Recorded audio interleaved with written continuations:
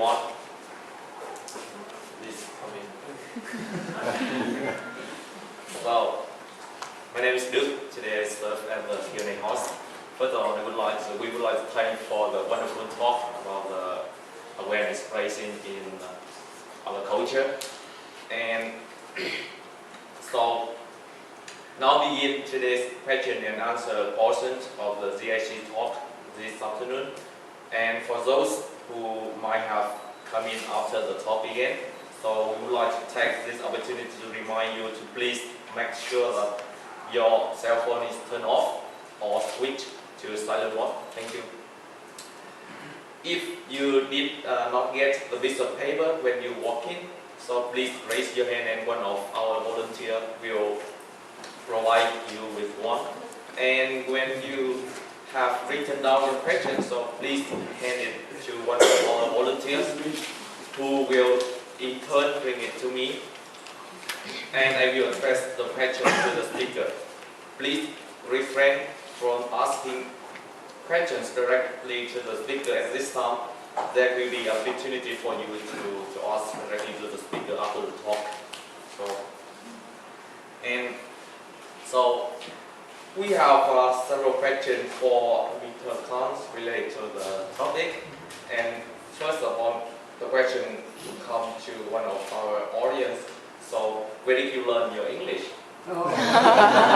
Privacy or safety issues, we do not have long history. But meanwhile, in the Western countries, they have a long history. So that is why at the beginning of my presentation, I prefer the law and education instead of the safety culture itself, because they have a long history. At the beginning of a long history, they do already experience those transition. From regulation to safety culture. But meanwhile, in Korea, some people prefer safety culture. Meanwhile, like myself, I prefer law. So we are a little bit different. Some people always insist, the law does not apply to Korea. That law applies to Western countries. How come you guys only apply to Korea like that? You know Korean term, affection. We like affection. We do not execute law right away. That's kind of like a big difference between Korea and Western countries. Okay, so one more question. Okay, so let's do okay. How can the foreigners stay safe in Korea specifically? Foreign workers.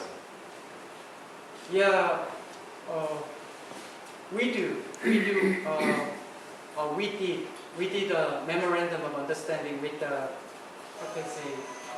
Gwangju 외국 인력 center. The center where support for migrant workers. We do MOU and we train them and we provide a lot of. Korea provides so many materials in different languages, and like that we do in terms of training and materials. And sometimes we go inside a company too. So that is why I joined Korea. Okay, one of our audience would like to know what kind of work and responsibility your company culture doing at the moment. So one of our audience, he would like to know what kind of job, work and responsibility your company is doing at the moment. Currently, I'm working for hard to translate from Korean to English, but kind of like a team where promotes culture and something like that. We do train or we do promote. And one of the examples about our team is we have a understanding of a memorandum of understanding with the army from Changsong Sammude, where the camp, the camp where trained officials in this army, right? And we provide a lot of materials, training course, so that in Korea we have 700,000 soldiers in Korea.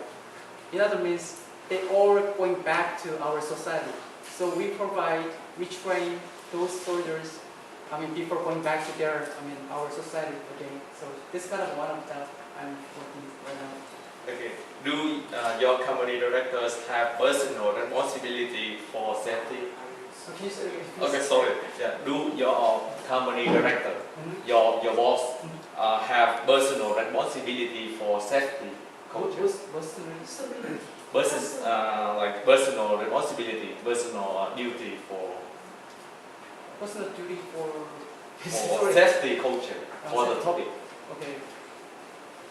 So most student in Korea, I studied a lot in grammar here high school, but since I became a university student, I most of my time was in laboratory. I studied, I listened a lot, and actually I tried to serve military service as a katusa, but I failed. So I decided to go to overseas after finishing my duty as a military service, and I went to Canada to study English for 14 months, and I went to Japan as an exchange student for international program with many students from Western or Asian countries. And about America, in 2009, my company sent me to study there for 2 years with my family. So that's what I have done so far. Okay, nice. So the second question is that when did you want to be an expert in this field, safety culture? Because I saw from your introduction, so you first start your business and administration, and then you change to industrial. So what was the occasion? Okay. Actually, I started my career at the Hyundai Display Technology, where they the TFT LCD, probably, yeah, like a laptop or something. The monitor. But I decided to change. Kind of a routine stuff when I was in that company. So in terms of safety, I'm not a safety engineer, but in terms of safety, as I told you, there are two types of things that occur accident, like unsafe behavior, unsafe conditions. In terms of unsafe conditions, engineers can do personal responsibility for safety issues. Yeah, of course. The boss, are Yeah. they held personally responsible? Yeah. Liability? Yeah. Yes, it is. Yes, it is. We have a lot of we have a Occupational Safety and Health Act, and we have a fines, penalty, a lot of things. So nowadays, we took more responsibility for owners of company. So sometimes, I don't know, compared to UK, in terms of they have a health and safety executive in UK or OSHA in the United States, but they are very restrictive. But in Korea, we are getting like a kind of transition to those policy. So we do have. I heard I know so many inspectors from in Korea labor ministry. One of guy told me that around, I don't know how to say, several million dollars were fined against company where do not follow safety issues. Yeah. So one more question. So for your second and the third video you show, so can you clarify and explain a little bit what happened there? Because the second and the third videos you show, because the language in Korean and our internationals might not understand. So can you just clarify? Can you show?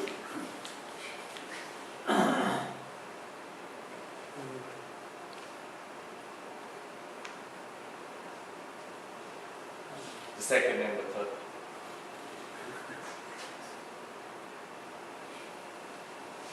If we did not get a chance to ask your questions to the speaker, please feel free to approach the speaker after the talk and ask him a question. The last question is that what is one of your desires for the people to learn from this GIC talk?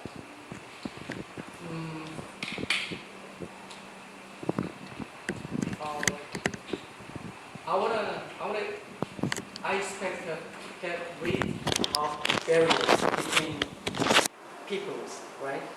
I mean, some people think about like a safety culture and the safety issues a different way, but meanwhile, some people think in a different way.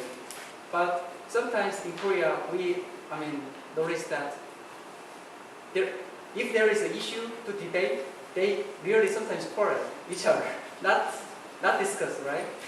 So using GI talks, I want to get rid of this kind of barriers and that go next level for Korean society in the near future. So that is why it's backing for GI talks. Okay, that is all the time we have for Q&A portions of the talk. So let's give applause to Mr. Kang.